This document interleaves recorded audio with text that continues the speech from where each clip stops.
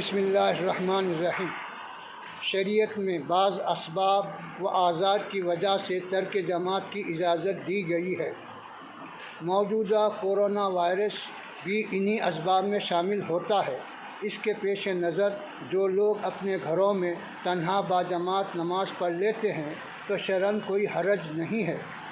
اللہ سبحانہ خوش آمدید ناظرین، میں سید غوث محی الدین آپ کا INE ٹوڈے پر خیر مقدم کرتا ہوں۔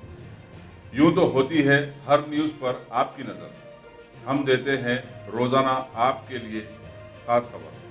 چلیے جانتے ہیں آج کی خاص خبر۔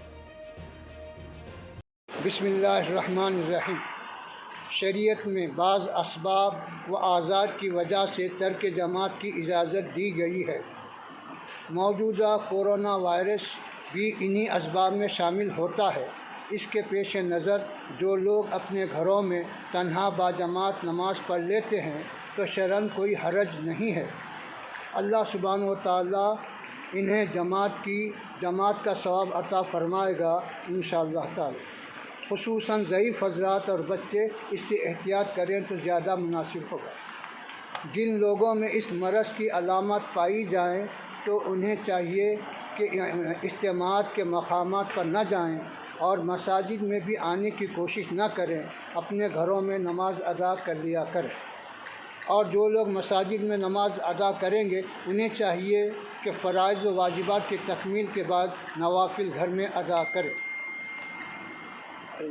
ائمہ و خطباء کو ہدایت دی جاتی ہے کہ خطبہ اور نماز مختصر طور پر ادا کریں اور خصوصاً دعاؤں کا اہتمام کریں۔